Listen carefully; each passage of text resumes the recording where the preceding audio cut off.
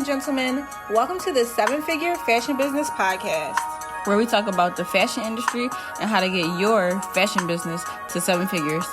From manufacturing strategies, cut and sew designers, to fashion hot topics and the latest fashion trends, I'm your host, Monica Monique. And I'm your host, XYZeee.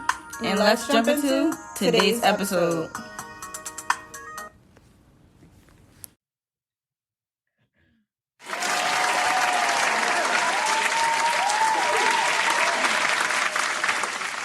Welcome back, you guys.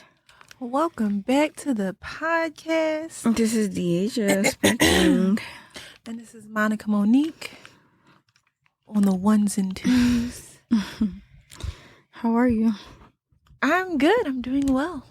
Per usual. Blessed and highly favored.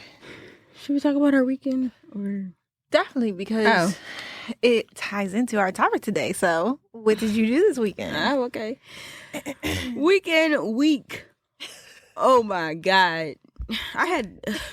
This is some energy on you today. What? Oh my God, what? Nothing. It just was too much. Life is just so fast. Gotta do this. What you mean? Too much? Just getting ready for Thanksgiving. Oh yeah, Thanksgiving definitely happened. Getting ready for the holidays. Uh-huh. Getting ready for the holidays, like ready for Christmas, or? Getting ready for Thanksgiving. Uh-huh. And getting ready for the concert. Okay. What day was the concert? It was Saturday. Okay. You cooked for Thanksgiving? Yeah, me and my cousin. That is so cute. So we the new adults. Y'all the new adults. I'm not. I didn't cook. Yeah, what did you do? So my niece was sick Monday, Tuesday, Wednesday. Like throwing up, high fever, about to take her to the hospital because she was hitting like 103 temperature. So I was like, oh crap. So then taking care of her back and forth between me and my sister. And then that was Monday and Tuesday where she was bad, and then she started to get better on Wednesday. And then Wednesday I had went to work at my store, and I swear to God, like the morning, cool, get ready for the day, grab my hot tea, breakfast, go into the store, had a customer.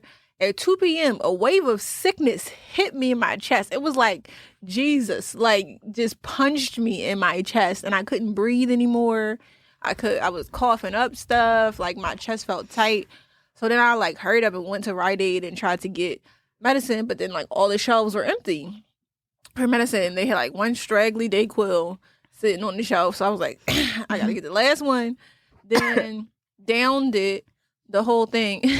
I didn't down the whole thing, but I'm sure I took more than what I should have, the recommended dosage, because I just was trying to not be sick the way she was sick for the past couple of days. So then Thanksgiving, I was out for the count. I was taking medicine, taking Dayquil, Alka-Seltzer. You was sick? Didn't eat. And then by Friday, I felt better. Where was Thanksgiving at this year for your family? My couch. Like, nobody did any... No, people did stuff. Excuse me, but I didn't do anything. Your mom, you did? Nobody? No, so my dad's side of the family had Thanksgiving with a whole bunch of people. But I wasn't going to go because I didn't want to make anybody sick. And look at you about to make me sick. I know. Let me get out of here. And then I'm healthy though. I'm healthy. I took all of the things. Then my mom chilled out too. My mom chilled out. Her side of the family chilled, and then everybody knew like we wasn't going nowhere because we was sick. So your sister was sick. My sister was sick. Everybody was sick. It was just a sick household. So we stayed to ourselves, and had a Grey's Anatomy marathon, and it was lit like it always is. Like, so what about you? It really was just all about cooking, preparation. Yeah. So we started cooking we went to the market probably on Tuesday. Mm-hmm. Started prepping on Wednesday. Mm-hmm. And then started cooking on Thursday. I feel like each day was really... You feel like what? I feel like you can't... It is a lot. Prepping, cutting onions and all of that is a lot. Yeah. And then actually on Thursday cooking the food was a lot. Yeah, I don't know nothing about that life. You should. It was nice. I want to do Thanksgiving big every year. Yeah. Yeah. It was nice seeing my family, but it was kind of like weird a little bit. Weird seeing your family? Like, my little cousin had like a little episode. You know, he had those family members. An episode? Like a tantrum? Yes. You know Like a baby? Yes. Oh, okay. You know how you have those family members that just, they need a lot of attention. Yeah. They need a lot. Yeah, I have, And she tried to fight me. How old was the baby? Because you said it was a tantrum from a child. I'm thinking 3-4 years old. Stop. She is 22. Oh, I really thought you meant like a baby had a tantrum. Sound like it.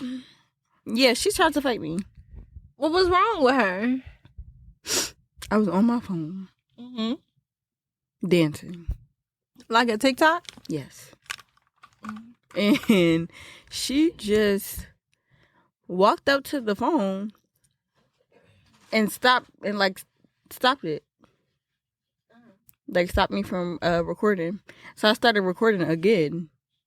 And she did it again. Like, she stopped the camera. But she's a child. Like, she plays around. So I'm thinking she's just playing. Right. So I'm like, okay. Like, I thought nothing of it. Right. And then I picked up the phone and I started recording again. And I was like, this will keep stopping the record button, y'all. Right. And she smacked the phone out of my hand. She was like, don't record me. I don't know who you know. Okay. It's apps out there. I don't want to be on your gram. I'm not on Instagram. Right. Me and my friend. It was me and my friend. We was dancing in the camera. Right. Just doing regular stuff. People odd. And this girl pushed me. I just had to stop myself, though, because my friends was there. My little sister was there. And my friend, her little baby was there. Her little daughter was there. Oh, she has a daughter? Yeah. Oh, no, your friend has a daughter. My friend has a daughter. Okay. Her 4-year-old daughter was there. Yeah. So and you just, like, and I was like, de-escalated the situation. I was like, oh, you know, I'm not about to fight you. Yeah. I couldn't believe it, though. She hurt my feelings. She hurt your feelings by trying, like, acting like that? Like, all Friday. Like, I kept replaying the moment. I'm like, well, what was that about? Right. And then my other cousin, he was saying, like, hateful stuff about my grandma. He was saying hateful stuff about my mom, and my little sister was right there. Yes, it was like, you know how you don't like to be around people, and then you hang around them again. You be like, dang, that's why I'm like being around you. Right. Yeah. Like, so it was like, and then I'm used to just being with you all the time. Right. Get up, start my week, go to work, go to the shop. You know, be productive. Yeah, like a normal civilized person. So all last week was just different. Thanksgiving concert. Like, yeah. Let's get into the concert. Whose concert was it? Mikael. Meek Mill concert. Yeah. It was motivational. Yeah. Meek is always motivational. You say everybody is motivational. Child. Oh my god. Anybody chasing the dream is motivational. Right. But the concert was fun. I went with my cousin and my friend. We had a good time. No negativity. Good vibes. Yeah. We had a ball. Meek brought out people liked the people that he brought out, but I didn't like the people he brought out. Who did he bring out? I wanted him to bring out Lil Durk or like Herb or somebody like G Herbo. Who did he bring out though? He brought out Fabio. A Boogie. Oh, I like A Boogie. I like these people that he brought out, but I just needed it to be. How was the fashion of the men on stage? T-shirts. Wonderful. Oh, it was wonderful. Meek looked too good. He looked too good. I've never seen me look good, so that's interesting. What was he wearing? He had on his chain, you know. Diamonds dancing. That was it. All he had on chains, nothing else. That's all I seen. Oh, God. That's all I can remember. Watch me pull up an outfit. It's like a basic tracksuit. It was basic, but the chains, yep. It was the chains. The chains made the outfit. What did A Boogie wear? I don't know. But look, let me tell you about the fashion at the people. The people who went to the concert. The people who went to the concert. Their fashion. Everybody had on the same thing. Which was? Everybody looked like Instagram. Like stuff that you see on Instagram. Like I think people shop on Instagram now. Like bodycon dresses, jeans. Like what was the vibe? It was the pleated skirt. Okay. That was every girl. Schoolgirl. Yeah, it was that. Everybody hair was the same. Everybody had a ponytail. Yep. You know what? The girl braids. Everybody had braids. The girl who I dressed for the event, she had a long ponytail. Yeah. Everybody had a ponytail. Everybody had the varsity jackets. Really? Yes. Everybody had the boots, Balenciaga boots. Okay. Everybody had on rig on ones. What else? Everybody looked the same. Interesting. Yes. Everybody had the bodycon dresses, the bodysuits. All black mostly? Yeah, all black. Child. We need to. Gotta stand out. Yeah. People don't know y'all being the people it's that subliminal. Stood out, the people that stood out, they looked really nice. This girl, she had on this green bodysuit. I think she looked so pretty. Yeah. And the color just was popping. I seen Do you ever take pictures? When I was younger, when I had first opened this store and I had a fashion blog, anytime I would see people on the street where I loved their outfit, I would be like, hey, can I take a picture of you for my fashion blog? And they would always be so excited, and then they would follow my blog because they knew they was going to see their picture on it. We should do that for the podcast. Yeah, I thought about taking a picture of this girl. She had on these shorts, and they had they were like distressed. They had like some painting on it, some writing on it, and they had like safety pins on it. Okay. The shorts was so cute. Okay. I thought about taking a picture of it, but you should have. It was too many people. I'm like, they probably gonna be like, what is she doing? No. Oh my God. I seen your girl. My girl? Who was my girl? Ming. Oh, Ming was there, yes. She was there. She was at Noto too. Yeah. The after party. Yeah. She looked nice. Ming Leone always looks nice. She didn't get that outfit from me this time. I think she was wearing Versace, maybe. A Versace set. Yeah, she looked really nice. I spoke to her. She said, did she remember you from the store? She knew who you were? Oh, yeah. Super cute. I think she has a new song out, Money. I think it's just called Money, actually. Oh. Yeah. Yeah, she looked cute. She was in the section popping. Yeah. Bottles popping. Her man. That's the style. So our topic today, speaking of Meek Mill, not speaking of Meek Mill though, we wanted to get into Milano Di Rouge. She's a fashion designer from Philadelphia. She recently had a fashion show. Recently had her 10-year anniversary. Which she kind of had like a gala where people were in, black tie gowns, dressed to the nines, and that is how she did her 10-year anniversary with a fashion show. Yeah. As part of it. Everybody looked really nice. The fashion show, what I liked about the fashion show this year was the celebrities. She had regular models. But she had the celebrities there. I thought that was really cool. She had like Rachel McQuine, Lil Meech, Yandy, Lil Mandices. Oh, really? He was there. He was in the fashion show. Oh, interesting. Then you see like popular. you did see like popular like Instagram models there. Okay. I really liked that part. And she had it in Atlanta this year. In Atlanta, yeah, instead not in of Philly. Yeah. Which is like, not to say that Atlanta is the new Philly or the new New York or the new Chicago, but it is where everybody from every big city, I feel like, is moving to at this point. Yeah. I think Atlanta is like the new every other city. Like, because people from every city, I think just because like, goes there.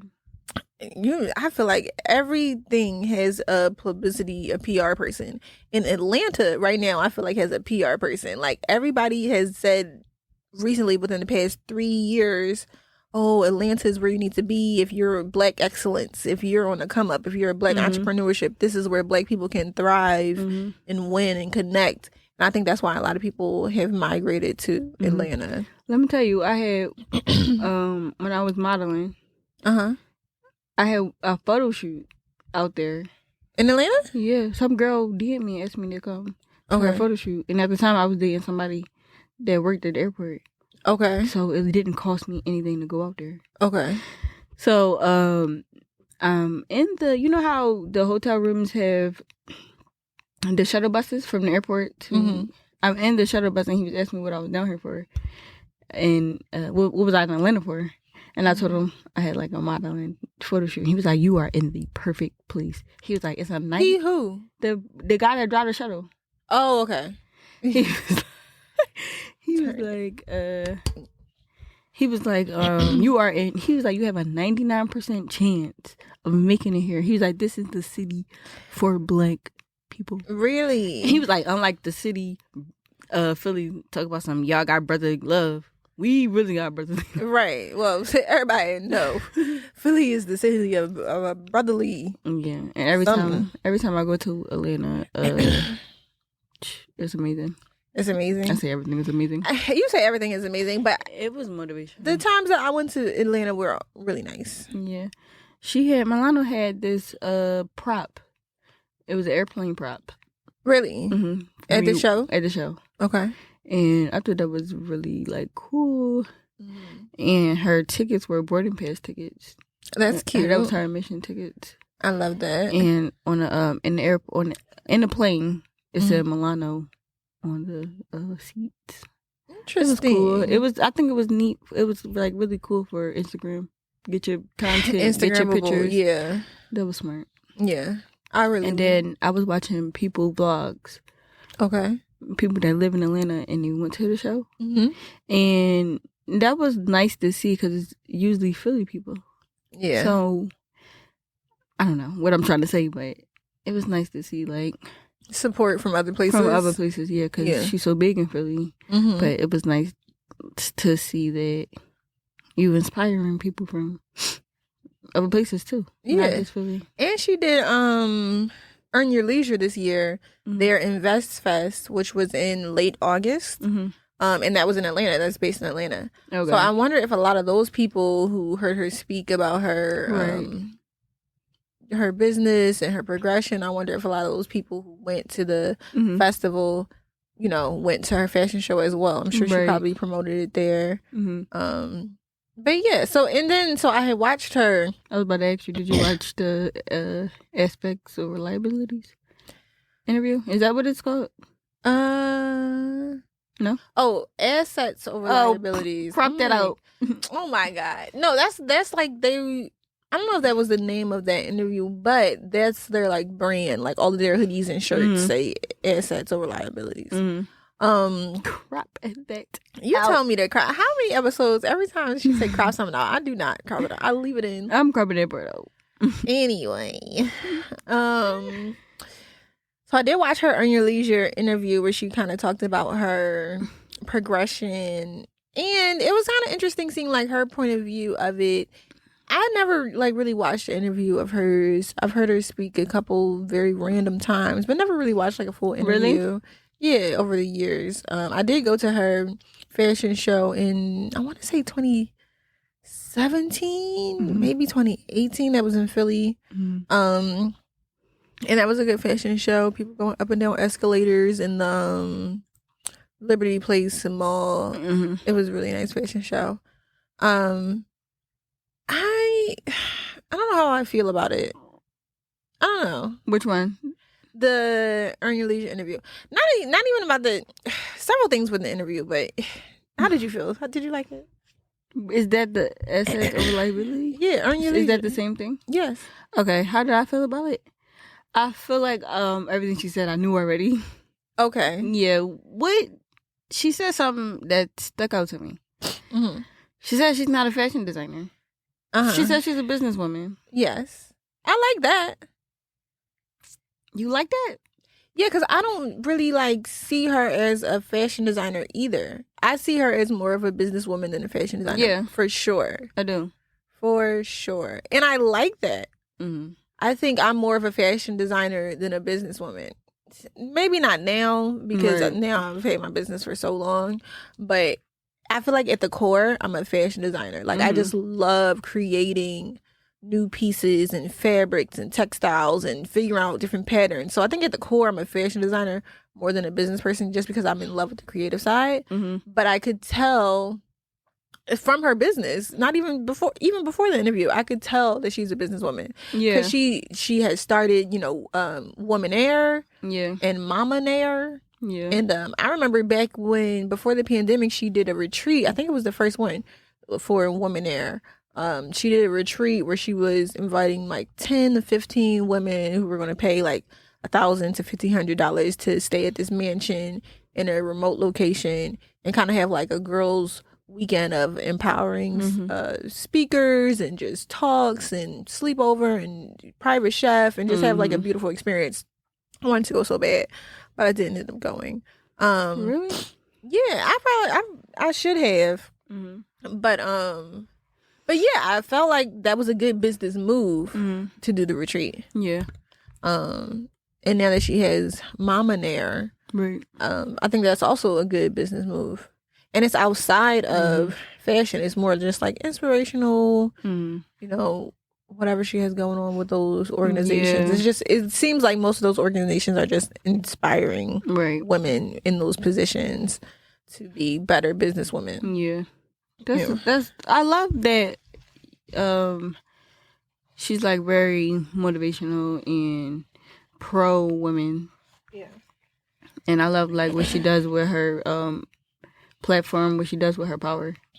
What did she do? She's just positive about it. Like, she's very positive with her power. Like, the Womaneer, the Momaneer. Her posts on Instagram aren't really negative. Right. And I don't know. I think over the years, she don't really respond to criticism. Yeah, she definitely hasn't responded to criticism. Even when there was like a scandal back in like 2018, there was this scandal about her printing her Milano logo on H&M button-ups. That's a business move. That's a business. It is a business woman right there. Well, that's people not a were fashion designer. Right. Very true. That is very true. People were upset because like, oh, the H&M button-up is, I guess they said at the time it was between $10 and $14, and she was selling it between $75 and $100 with her Milano print on there. However, when you think about it, if she had bought a white button-up, let's say retailer price versus wholesale price, it probably would have been $10 to $14. And to get it printed with her logo on it probably would be another $20. So that's like $35. And if you do, if it costs $35 to make it, then you got to put the label. So the Milano label, I guess she didn't switch the label. That's how they knew it was H&M. But had she, whatever, it would have been maybe $45 to get made. And so her selling it for $75 to $100 is an accurate markup. Yeah, for retail price. I didn't see the problem. Like, that was an accurate markup. Like, you gotta turn a profit. If something costs her $35 to $45 to make, buying the shirts plus getting the print on there, switching label, which clearly missed a couple. But yeah, I feel like the button-up shirt was way more though. I feel like the button-up shirt probably was like $150. Oh, you think? I think so. I think in the article, it might have been. Last time I looked, I think it was way more than $70. Right, but she also didn't address that. Like, she was like, had a busy day at work today, saw some negative stuff, saw some positive stuff. God bless. Was she wrong for that? No, that's how I would have responded. I feel like anybody else would have did the same thing. Everybody was trying to start their clothing line with, they just slapping anything on the dumbest sayings. Right. On a shirt. But people were mad because they felt like she was more professional than that. They felt like her business was further along than that. Right. But she said it in her interview. She said that at first she was buying retail. Right. And she started off with 2 shirts and kept going back and flipping it. But now she gets her stuff wholesale. Right. So you have to start somewhere. Yeah, you got to start somewhere. And it's not even about the shirt. I think it's about the name. Yeah. Your brand, what you built. So people was willing to pay that much money. I don't know. And then when she first started popping, they used to talk about her so much. She had this sweatsuit. It was like $500. And it literally was on the H&M website. Oh, really? So they put it side by side. And it was like, I think the sweatsuit price was like $50. Okay. And then you see on her page that it just has the Milano, the Milano brand on it, and it's a $500 sweatsuit. Isn't that every brand though? You think Balmain sweatsuits got anything different? Right. You think Fendi sweatsuits got anything different? Right. Like, isn't that y'all pay $700, $900, $1,500 for Balmain and Fendi? They doing the same exact thing. It's about branding.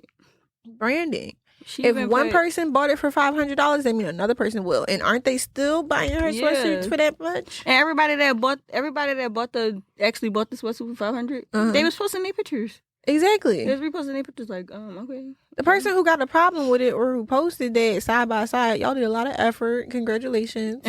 But did you buy one? That's what I feel like. That's what. What are you wearing? That's what comes with when you starting a brand or something. You are going to get the negativity. Right. You're going to get the people that because they wish it was them. Exactly.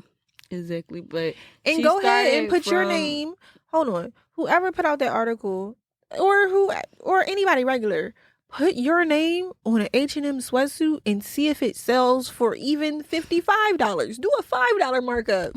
I bet you nobody wants it. Bobby Ray? Don't nobody want no sweatsuit to say Bobby Ray. Like, you got to do a lot of branding, a lot of hustle for people to actually care about Bobby Ray name on a sweatsuit. Yeah, she hustled. I remember she was just always on my tail. Yeah, always on my timeline. New photo shoot this day and grand opening this day, business meeting this day. She did good. Yeah, she did her thing. Yeah. I remember she was just it got to the point where she was slapping her logo on everything. She put her logo on condoms. Yeah, well, she had did an HIV safe sex campaign, and that's what that one was about. Yeah. Her I think on her jumpsuits it says safe sex. Oh, really? Yeah. Cute. She was getting backlash for saying safe sex. Cause y'all want dangerous sex? What you want? Like, people are crazy. What do you want? She put her logo on a a prom tuxedo. Oh, really? Did you see that? And somebody wore it, and somebody's son went to prom, and he was probably popular. Yeah, it was like a custom piece, I guess. She wasn't selling it. Yeah. I think the boy actually wanted. Yeah, and that sounds cute. Like, for what her audience is and the Philly people that wear her stuff, I can see an 18-year-old boy being like, "I'm a stunt on them. My suit gonna say Milano Di Rouge on the back," and I bet you he just felt like he was everything in it, and that's good because that's how she makes people feel with her brand, and everybody wants that for their own brand. So I think it worked out. I like the way she handled the whole Meek Mill situation. Not a situation, like they were together, right? And it was quiet. You ain't hear about, they going on a date to this place, they going on a date to that place. You ain't hear about the progression of their relationship. You barely knew the child was pregnant. Right. You saw her at one event while pregnant with him, quiet. But everybody knew, like, Meek Mill kind of started putting her on that when he started wearing her brand, so they were cool, they were friends, whatever. Everybody was trying to figure out from Instagram if they were together. Yeah. Everybody was trying to put two and two together. But neither one of them ever confirmed it. They didn't confirm it. And I love that. Until her fashion show. Her last fashion show before the recent one. Oh, okay. And she came out with her belly showing. Oh, really? Yes. Perfect business move. Perfect. You announce your pregnancy at your fashion show. And now everybody's going to watch your fashion show. Yes. They're going to see the collection. Yes. And that was good. Yeah. And I feel like when she did that, her brand became more relevant too. You've seen a lot more celebrities in her brand. Oh, you know another thing about the interview? What? She said that celebrities would wear her brand. And she didn't really get anything from it. Like, she didn't really make any money off of it. But when she reposts, like, regular people wearing her stuff, that's when she was getting, like, she was getting a lot of support from regular people. So that's why she always reposts her regular customers. I think everybody should do that. You think so? It's a mix. It's a mix because some people don't want to ruin their brand aesthetic, like their page aesthetic. Yeah. But I like showing my customers, just because it's just like what one does, everybody else wants to do. So if you start seeing a whole bunch of girls that turn 21 wearing your dress for their 21st birthday, somebody else is going to be like, you know what? I'm turning 21. I should have one of her dresses for my 21st birthday. Right. So I think a lot of people were like, okay, like this person made it out the hood. They wearing a Milano Di Rouge sweatsuit. I can make it out of the hood too. Let me buy one. Let me use this as inspiration. And that's what she wanted, dreams into reality. That's what her whole brand is modeled after. So I think that it worked. Yeah. Because it's definitely something that sweatsuits is something that people in the hood wear all the time. Or people in regular neighborhoods or regular whatever. And her being like an elevated brand of regular everyday clothing kind of means that to a lot of people. Yeah. She does really have regular clothing. Yes. Simplicity sells. For me, I felt like, okay, so... Yeah, how do you feel about the interview? Did she say she came out in 2012? She started in 2012 maybe? Or 2016? I can't remember. 2012. 2012. I can't believe it was 10. She opened her store in 2016. 2016. Yeah. I felt like... So on our last podcast... we had a guest, Raylia, and she talked about how, whether you like what somebody is doing next to you, that doesn't mean you want what they have. Or you might want what they have, but you don't really know what they have and what they're dealing with. And I kind of felt like, so she opened her store in 2016. However, she did say like her store doesn't really make her that much. Oh yeah, that was another thing.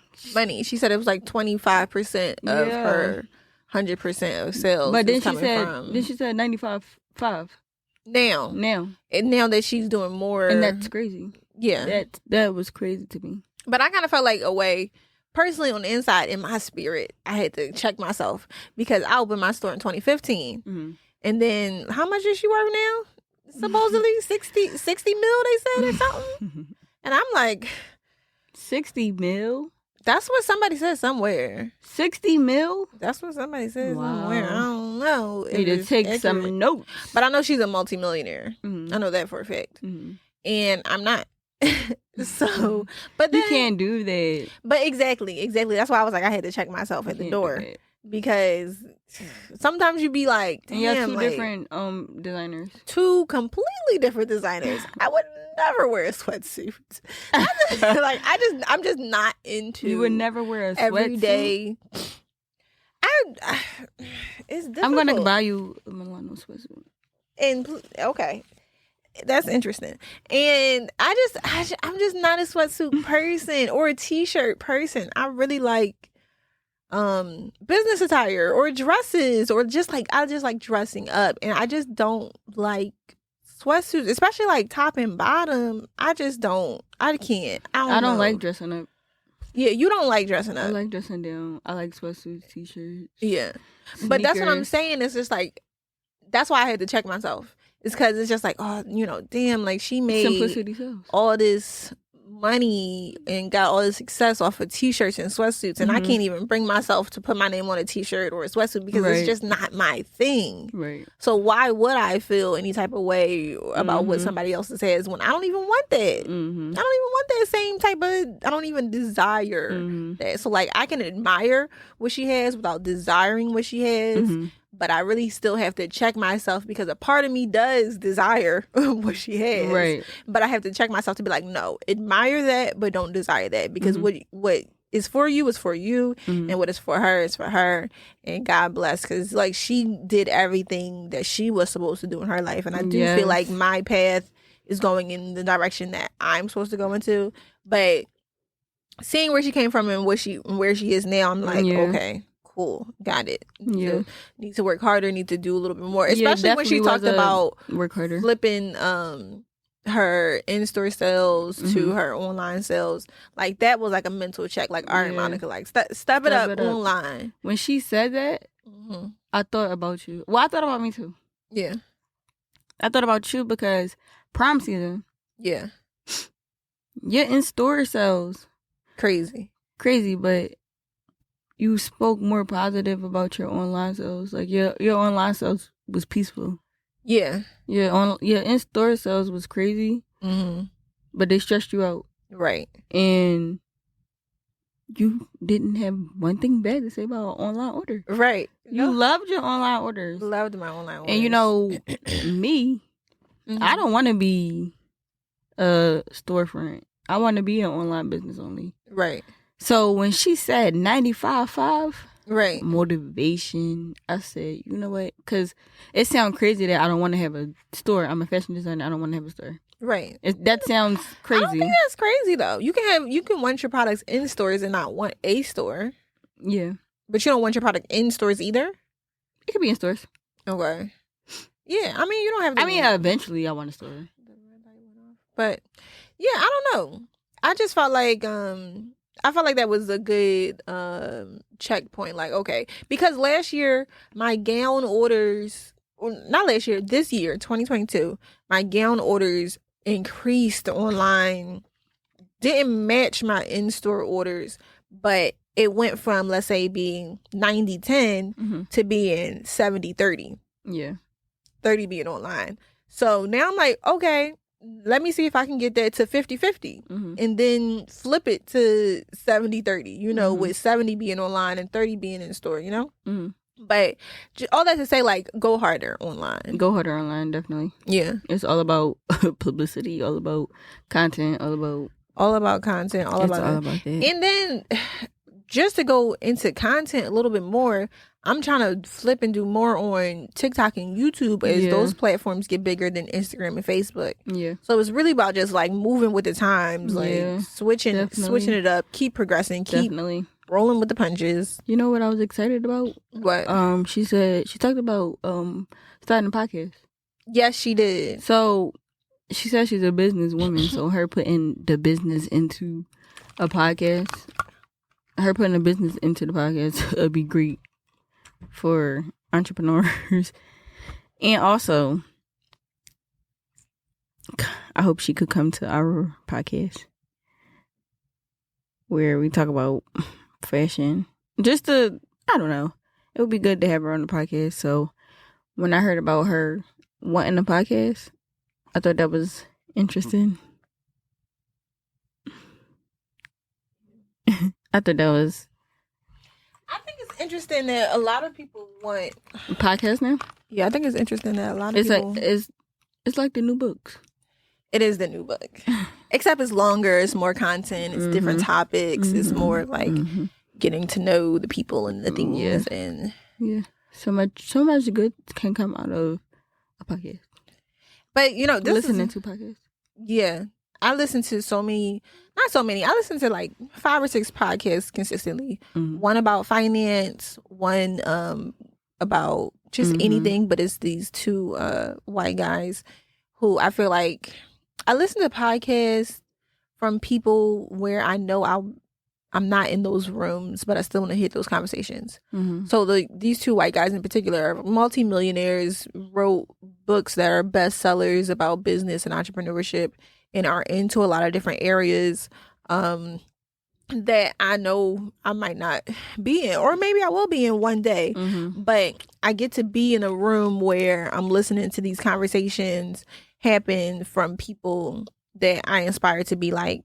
And I think a lot of people, and this is like kind of like my version of mentorship, I think a lot of people look to have mentors from people that it's not likely you're going to get a mentorship from. But if those same type of people have a podcast, you can still be in on these conversations and learn from them. And I think more people should do that. So, yeah. So, yeah, I'm excited about her podcast. You're excited about her podcast? To see her business mind, her business side. Yeah. Definitely a lot to learn from, for sure. Yeah. And she mentioned Emma, who owns Skims and Good American and another brand. She mentioned that she was kind of mentoring her at one point. And Emma, I think her last name is Grande or Grade. Emma is on my list of like people who I want to meet and like work with one day. I have like a list. So Bezosma St. John, Emma Grade, Serena Williams, Arlen Hamilton. Anybody else? Vera Wang. Like 5 people, 5 women that I look up to that I would love to work with one day. Idolize them, would love them to be part of my business, be part of their businesses. Just really like look up to those women. So one day I'm manifesting it right now. So what about you? I don't have anybody. Girl. I don't have any. I just have, the regular Beyonce, Nicki Minaj, LeBron James. Dead. I'm dead. Okay. You gotta work on that. I don't have any business people. I have like stars and the people that you see on TV. Yeah, nah. I don't have any of those people. Right. I mean, I'm sure you see Serena Williams on TV. Mm-hmm. But that's not why I look up to her. Right. I mean, I don't really look up to them. I'm just saying I admire how LeBron James, his work ethic, how he so into basketball. Think about other basketball players. I don't know anything about basketball. Are you serious? Yeah, I'm sorry. I was dating a basketball player and he was saying something about like the baseball game and I was just like, I really don't know. I'm sorry. I don't watch basketball. And then when I've tried to watch basketball, it's just not entertaining for me. I don't know. It's not for me. I like football more. But I don't know. I mean, I know they shoot the hoop. They shoot the ball in the hoop and then go back and forth. But I don't really know anything about this sport. I'm sure it takes a lot of work ethic to be good at it. Do you know? I saw what's that movie where the girl name is Monica? Loving Basketball. Loving Basketball. I saw that though. Girl, do you know that LeBron James always made it to the championship every year, but he kept losing? No, he kept losing. Didn't win a championship. Yeah. No. Then he finally won a championship. Came back, won another championship. Okay. Won another championship. And he just never gave up. He received so much negativity, but never gave up. And then his speeches always was just motivational after winning. Okay. That's when I know this LeBron right there. And I always admired him for never giving up. And he's just a team player. Didn't Jay-Z say that he's a billionaire in that song that just came out? God did. Jay-Z has a line that says, "How many billionaires can come from J Crib?" And he said, I count 3. Like me. What did he say? Me, Ye, and Ree. And then he said 4 if you count LeBron because he a rock boy. So 4 technically. Something like that. So. Yeah. And then Beyonce. Right, that's what I was saying. I'm like, how he gonna say me, Ye, and Ree, but not me, Ye, and B? But it's because Beyonce, I think her net worth is like 800 million, so she's not at $1 billion yet. But I felt like he should have added her. I feel a way, honestly, about that line. Beyonce is a billionaire? Beyonce is not a billionaire? No. Beyonce is not a billionaire? No. Beyonce is not a billionaire. And I feel offended that Jay gonna say me, Ye, and Ree, and then LeBron, so 4 technically. But where is B? Like, that's your wife. You should count B as the reason why you a billionaire. So he should have been like, B the reason why I got all my money, so 4 technically.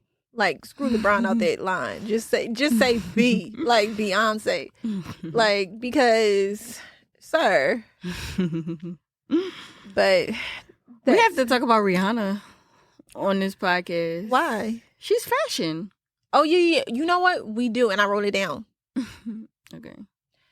Anyway, I think we can end this here. This was a good episode. I like talking about Milano and her success and how she, a little bit into how she. Yeah. But Milano, come on the podcast. Yeah, I'm excited. I'm excited to see what's next for Milano too. Yeah. I hope she does another retreat or something like that, because I really did want to go. It seemed like a really good experience to be like at a desert location with 11 to 15 women at most. You know, can't get too many characters, but you know, business women trying to elevate and like within the same realm. I think that's really dope. I hope she does another one of those like that. Excited for her line. I love that she went into denim. We didn't mention like her denim collection and her Italian manufactured denim. I love I'm more into business move. Denim than sweatsuit, so maybe I can buy some jeans. Okay, I'll get you some jeans. Yeah, no, I'm gonna get you a sweatsuit. Oh my god, I'm gonna get you a sweatsuit. I want to see you in a sweatsuit. But yeah, so I'm really proud of her and her success. I love everything she's been doing. I love that she handled that relationship very quietly. I love that.